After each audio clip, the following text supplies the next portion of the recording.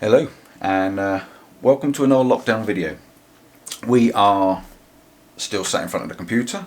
I've got this nice glowing light on my face. The reason behind this glowing light is it's dark. It's getting dark. I don't know what time we're on. Oh, we're on 9:30. So yeah, the sun's well and truly gone down. It's getting dark.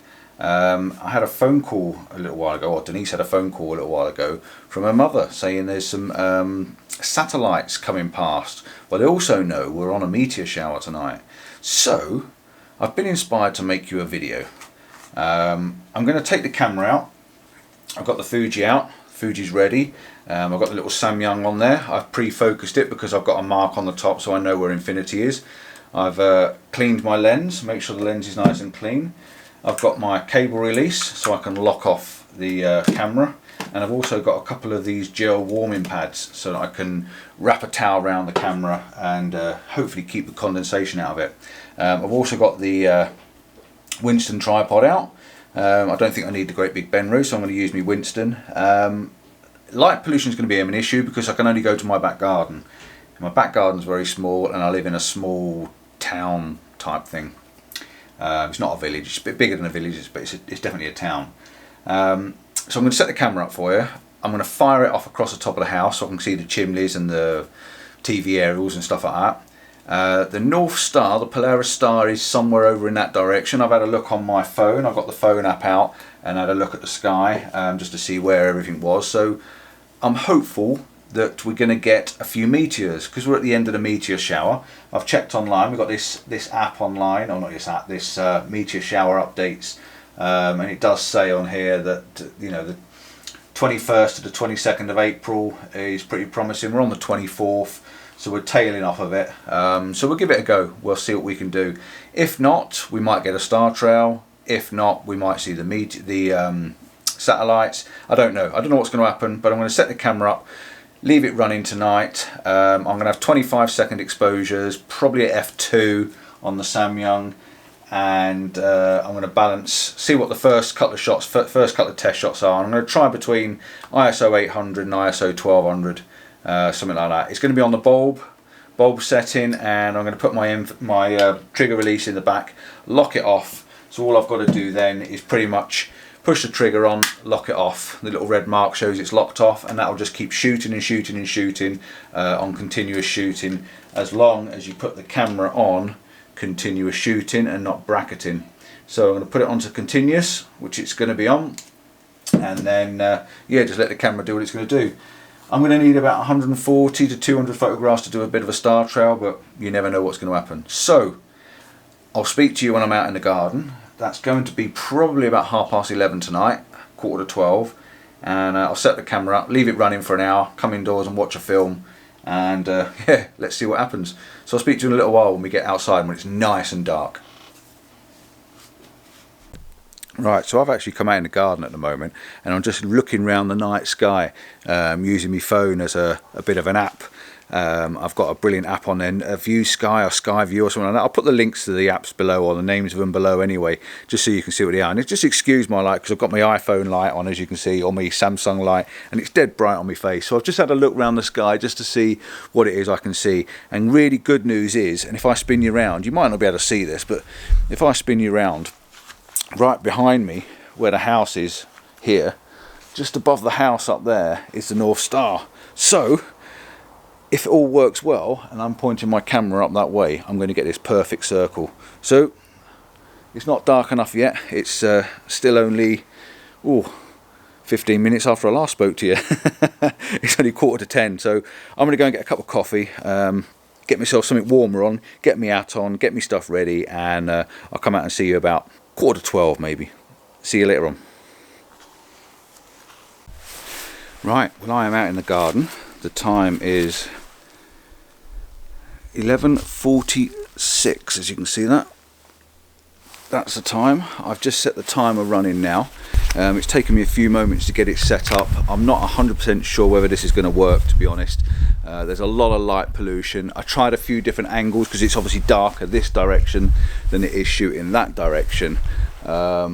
what I've done is I've wrapped a towel around the top of the lens, and I've tried to put the warm pads, one at the top and one at the bottom, just to keep it okay. But it's not exactly cold, even though you can see me in my red coat that I haven't had on for such a long time, and it seems a bit snug. So I'm going to have to lose a few pounds, I think, once we get this lockdown over and done with.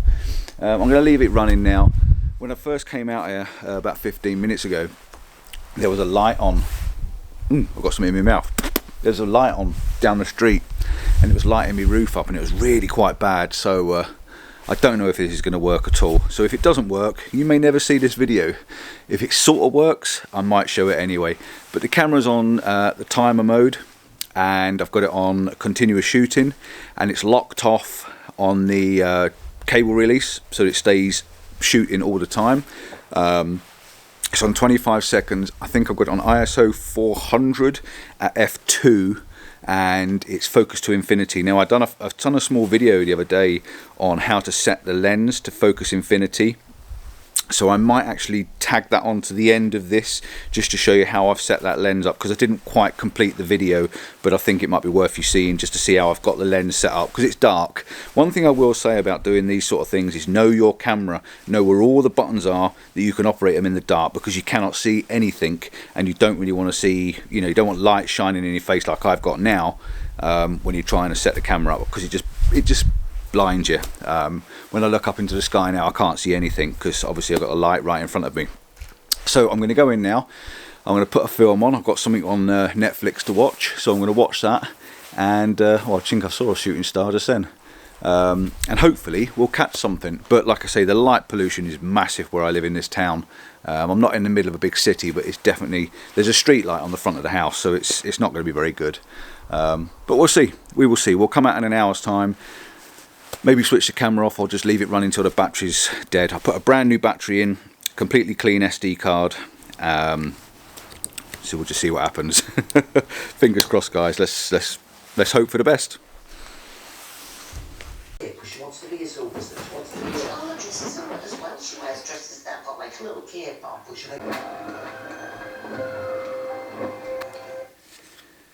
Just while I think about it, when you're setting up the camera for astrophotography, stars or Milky Way and stuff like that, you want to work on the 500 rule. It's something I've learned over the last couple of years. A lot of people talk about it. The 500 rule is basically take your phone, get your calculator out, and this is dead simple. So you get your calculator on, set your calculator up like so, and you put in 500 divided by whatever the focal distance you're using, and I'm using 12mm. And that gave me, it doesn't give me anything like that, 500 divided, not times, by 12 equals 41.6. That's 41.6 seconds maximum, but that would be okay if it was a 12mm on a full frame camera. I'm actually using a 12mm on, so we go times 1.5, which is a crop, which gives me 18. So that's, my 12mm is equivalent to an 18mm on my Fuji X-T3. So I've got to put in 500 divided by 18, and that gives me 27.7 seconds. So 27.7 seconds is the maximum time I can open the shutter for. So luckily enough, I've got my camera shutter set for 25 seconds, so I should be well in. If you go over that 27 seconds, you start to get the movement in the stars, so your stars aren't dead sharp. So yeah, remember your 500 rule, get your calculator out, and yeah, I'm going to get back on with my film.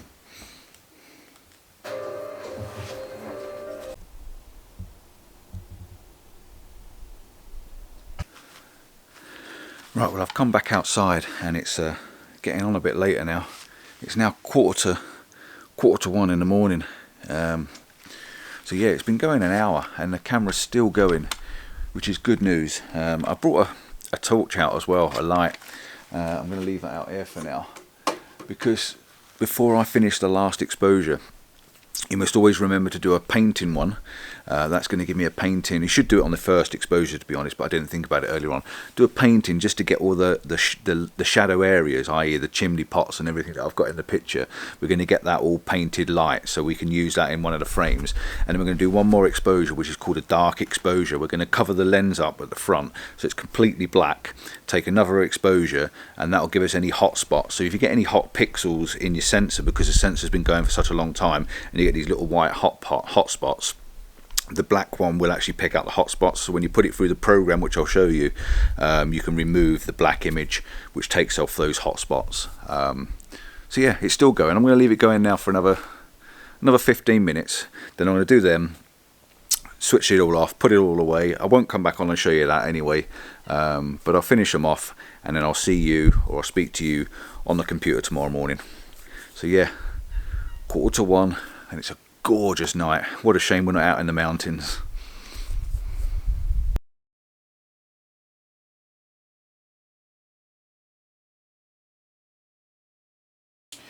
Right, so we are back in the morning. Tonight was actually, or last night was quite successful. So you'll be pleased to know I've actually got something to show you. You can probably see on the screen at the background there. I did actually manage to get a meteor, and I'll show you that in a moment. I'll pop it up on the screen actually now, just so you can see the image while I'm talking. Yeah, we've got a couple of meteors come over the sky.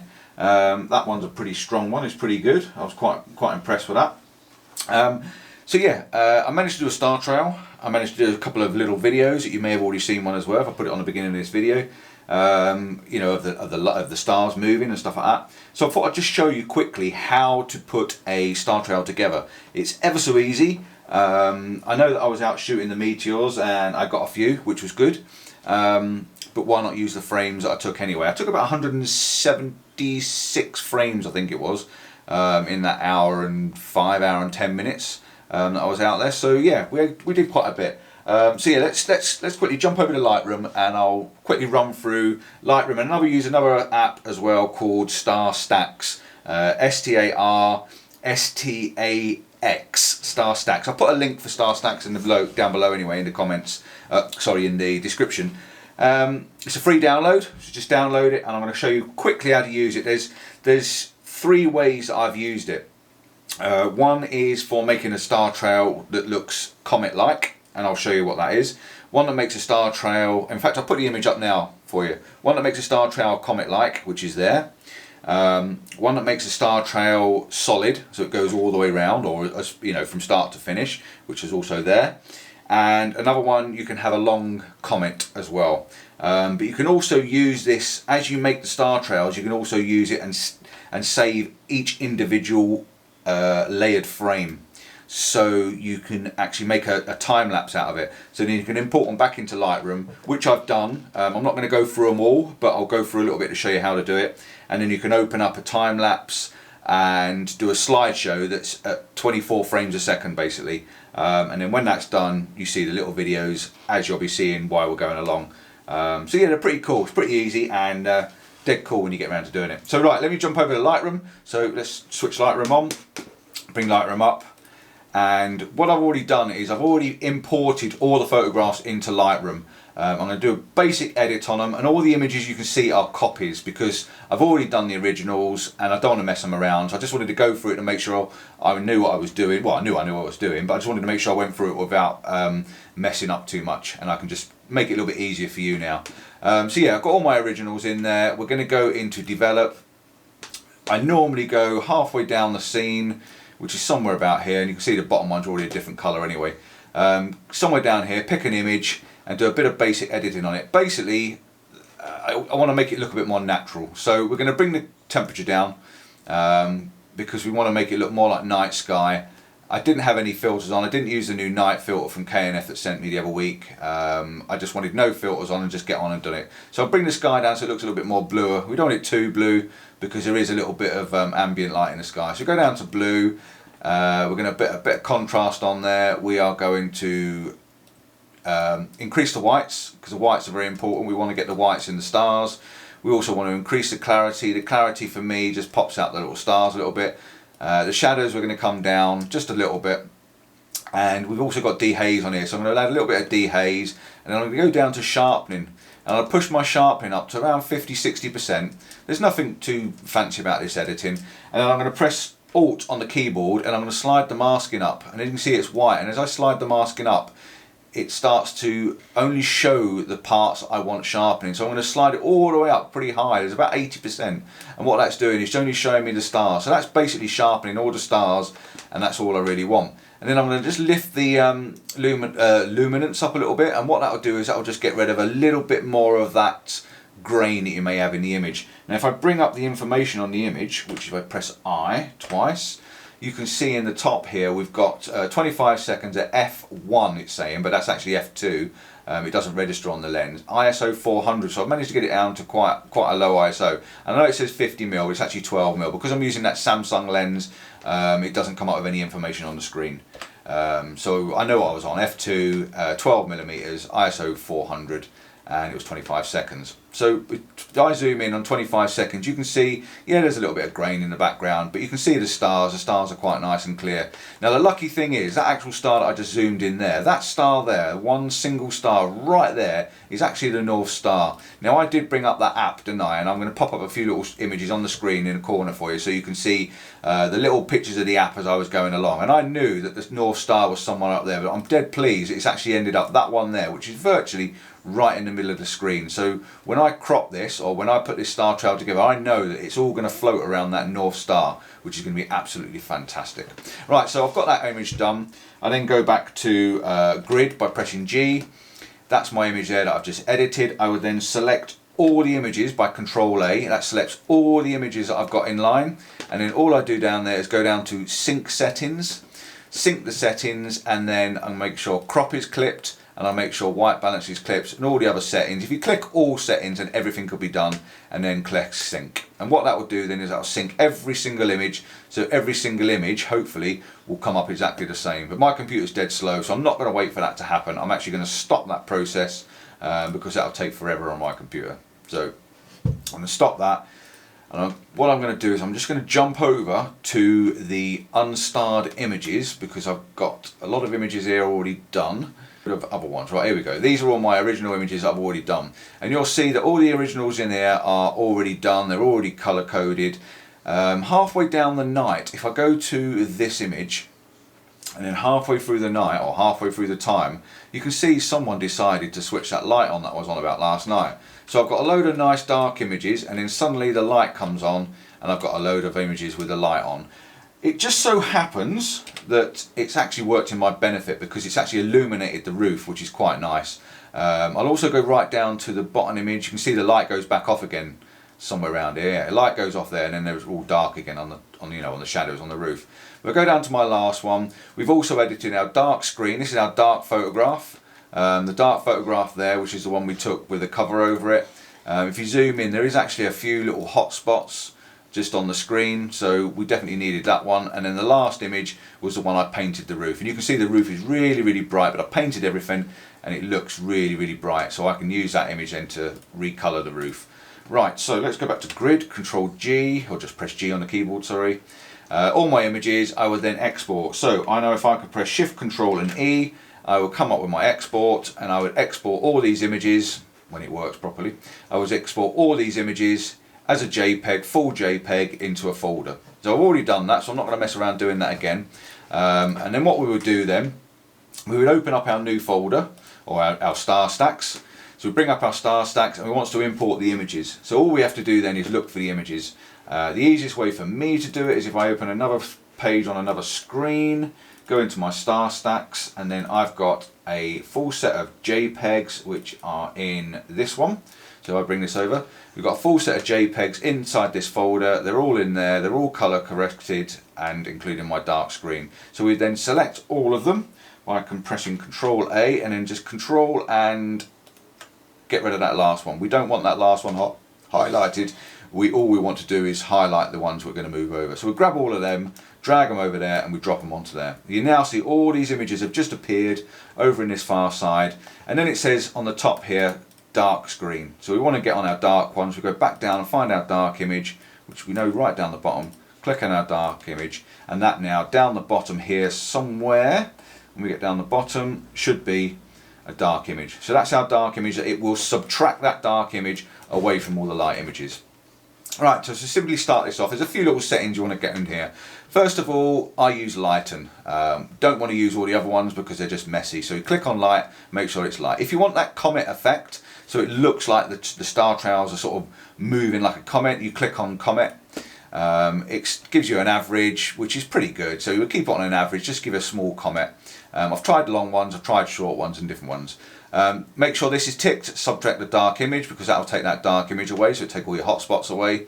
And then we're going to save each image, as I said. So if you can save each image as a JPEG, so make sure that's clicked as a JPEG, we don't need anything higher than that. And we're then going to browse and find a folder. So just click on there, pick a folder that you want to put on there, and then away it goes. I'm not going to actually do that because I've already got them duplicated. I'm not going to do them time and time again. So just leave that one ticked. If you don't want to do those and do a light trail, then just stick to this image, leave that unticked, and then that's ready to go. Click onto image. All this I just leave as standard. There's no reason to move it around, it works quite well. So all you do once you've got that, click on light, click on comment if you want comment, you go back over to the top of the screen, and as you highlight over there, or hold it over that side, you see it says start process. So again, all we've got to do is hit start process, and I'm going to zoom this, speed this up for you so you can see this happening. But what it'll do, it starts working along, and you can see it starts to process. You can see the images.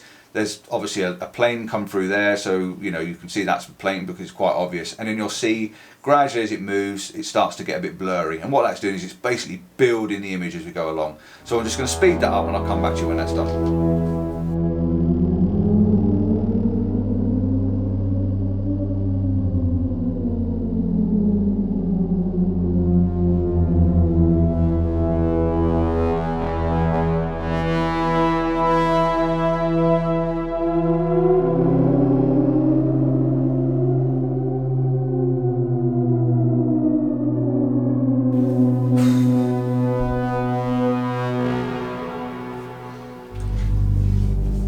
Okay, so you just saw that pop up on the screen, 175 images stacked. So that's all of them stacked, and you can see there the image looks pretty cool, all these little trails. Like I say, there's different ways of doing it. If you untick the stars or the comet or move it up to longer trails, you can get different styles. So all you've got to do then is move over to save image, click on save image, and all it'll do is it'll tell you ask you where you want to save it. So you find a place to save it and click save, and that's all you're going to do. So I'm not going to do that because I've done it several times.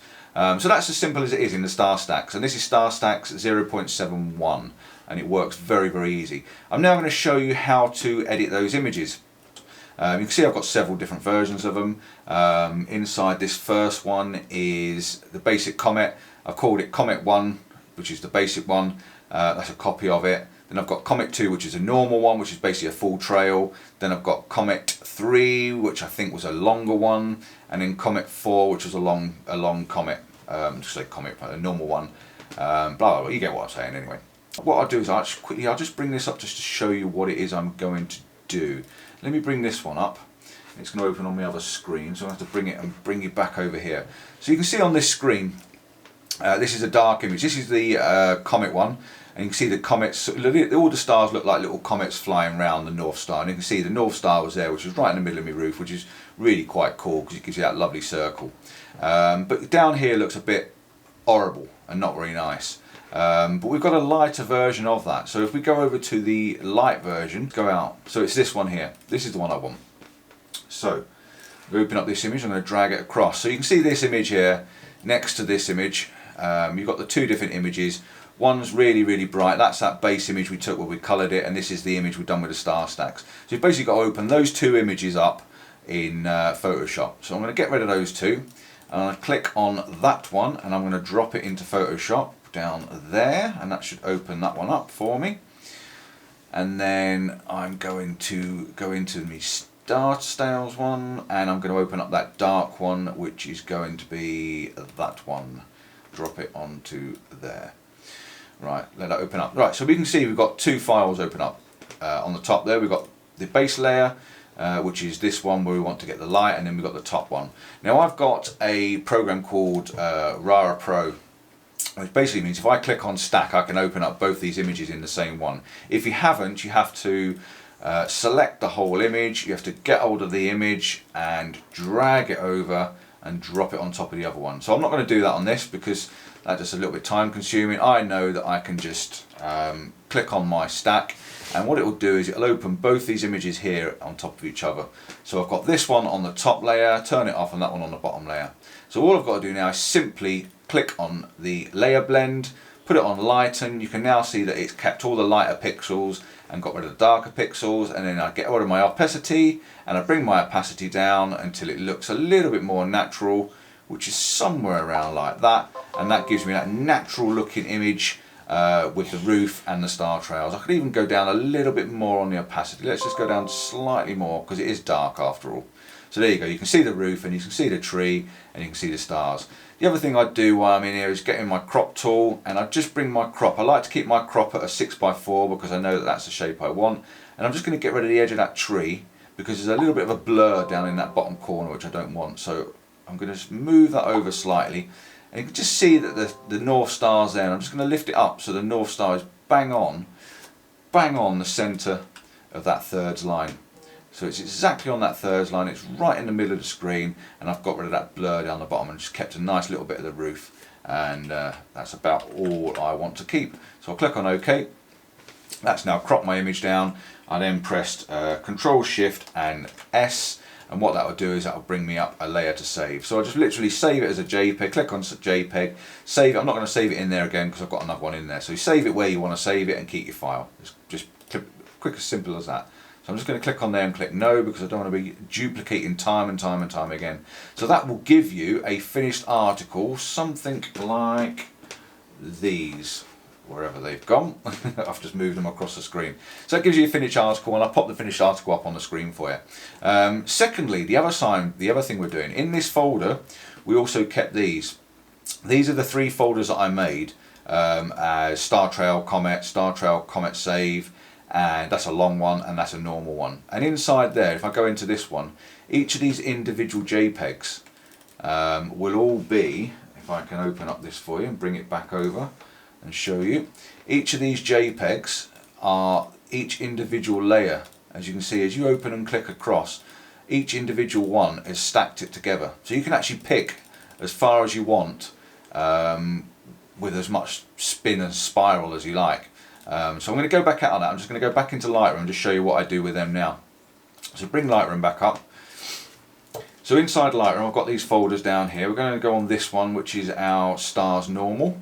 And the first image, as you can see there, is basic set of stars. There's nothing else inside it. And if I scroll right down to the bottom, you can see that it gets bigger and bigger and bigger, and go down to this last image, and the last image then is that full one that's got all these stars all sort of spiraled together. So go back to grid. So we want to select all these images, select all, which is Control A, and then we're going to go over to slideshow on the top there.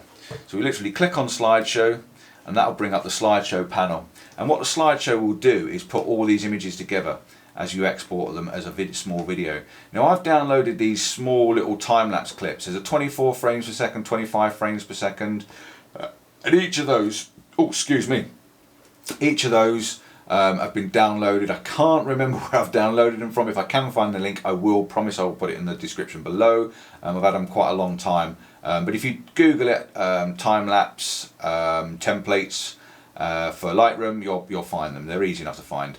So 24 frames a second, that will basically stack all those images that are highlighted along the bottom there and put them together as a small video at 24 frames a second. So all you've got to do is click on export, again go through, pick the folder you want to keep it in and click save. You've got a size down there as well. I've gone for 1080p just to give it as big as it'll possibly go at 16:9. So the aspect ratio is slightly different on this because it's more video than it is a photo, but you can change your aspect ratio to anything you want. So I'm not going to click and save that again. I'm going to go back out of Lightroom now, and that's pretty much as I can show you on Lightroom and Photoshop. But I'm going to put the images up at the end of this. I'm going to run the little time trails, a little star trail for you, and just to show you what they look like. Nice and simple, nice and easy, and as you can see, I had a couple of frames in there with the meteors, and I'm going to process them now, and I'm going to put them up for you and show you all the images at the end. So I hope you enjoyed this. I hope that was informative. I hope you've learned something from it. Very simple, very basic star trail editing, and yeah, you can do a lot more with it if you know what you're doing and have the time to mess around playing with it. I've just done a pretty simple image setup, pretty simple editing and processing just to give you an idea of how it can be done. So I hope you enjoyed that. If you did, please like and subscribe. Don't forget, tell a friend, and yeah, we're all still stuck indoors, so get out and shoot some stars. It's dead easy. Even with light pollution, I managed to pull it off. So yeah, till next time, ciao for now. Enjoy the stars.